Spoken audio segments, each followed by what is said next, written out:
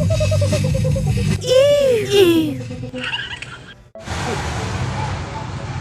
tayo. Wala akong ano ngayon. Wala akong upload na maganda. Same as usual. Lagi naman walang magandang upload. Gusto ko nga magkaroon ng gadget.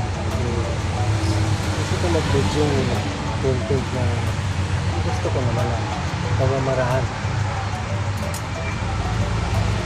Gawin nga kami namin gusto dahil sa hindi naman nakakakuha ng content na maganda.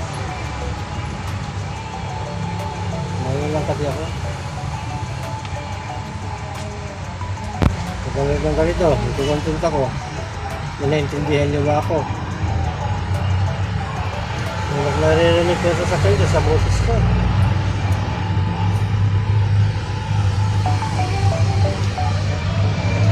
Siyempre, matagal na rin ako nag-vlog. Bago ako sinabawag, gusto ko naman yung na-improve yung mga budget ko. Hindi na kapag yung cellphone ko. Ito yung power ko sa cellphone. So, gusto ko, pabigyan na rin. Wala nang captured na makino. Sa video, parang ano na. Minsan, hindi na namamatay.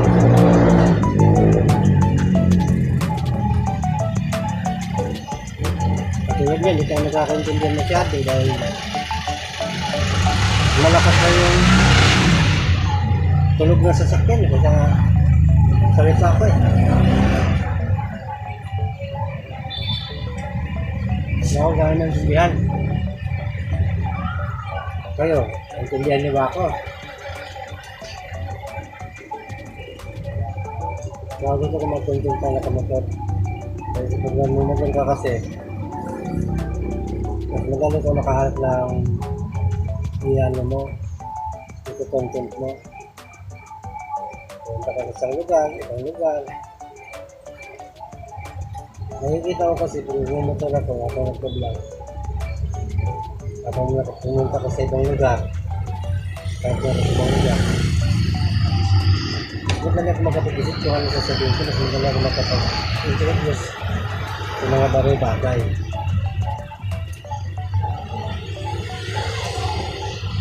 Hindi ko gawin ko kasi, content ka.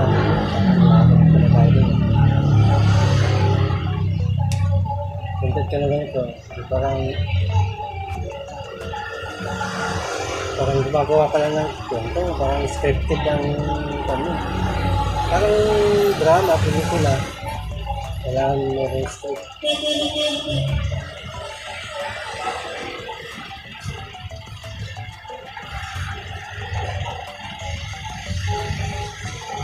Nagigit lang ako kasi pag nag-content ako na ano ko. Madali ako makapag-isip. Nakuha lang yung intindihan ko na ano yan. Hindi sabihin ng motovlog ko. Alam ko nagkaiba. Nag-isipan ko eh. Ano pinagkaiba ng pagiging motovlogger ako sa vlog na saan ka lang, kung anong trabaho mo, ang naisip mo, sa isang lugar.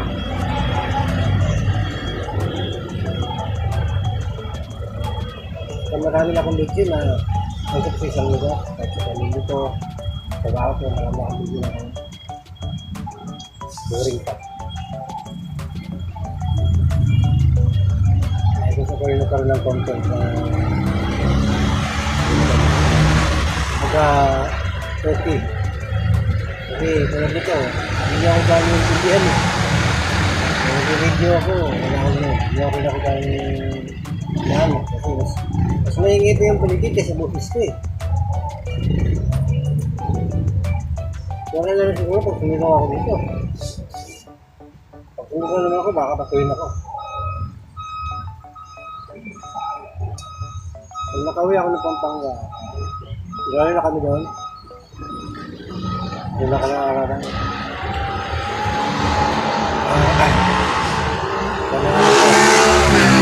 Tawag dito. Tawag yan yung graduation naman ako sa grade 6. Piling ka wait. Nag-graduate na yun ako.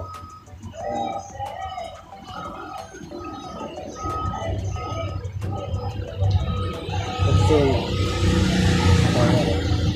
sa kulay yun akong kalan. Nag-graduate ako yun. Meron akong project na ginagawa. Yung nakaraan, nagpisahan ko na. Kaya talaga sumadya ako na umuwi. Kung nakasawa. Kaya nagpisahan ko yung project ko. Sana pagbalik namin, maliban sa tubusin ng anak ko, matapos ko yung project ko doon.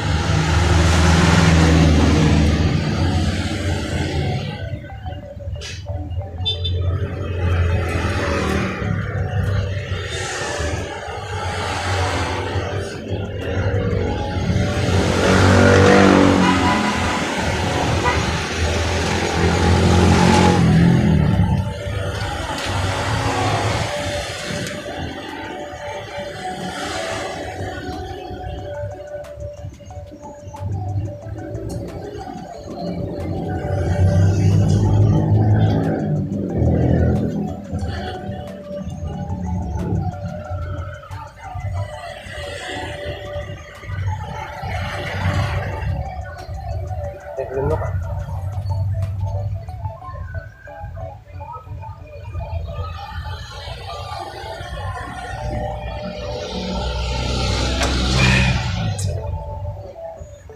Yun. Baka sa Lunes. Lunes. Kapili na ako ng pangailangan ko sa project ko. Sana nga. So, sa pwede lang, ulit kami.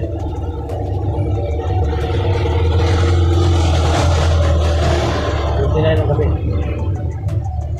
Lunes 26, bibigyan ako ng gamit na kailangan ko din sa project ko. Tapos, sana kasi coding ko yun eh. Matapos ko yung coding ko, magawa ko ng maaga. Ano ko yun? Kaya, mas malakas yung tugtog nyo kaysa content ko dito. Copyright ko yan. Ano mahirap yan. Anyway, hanggang dito na naman.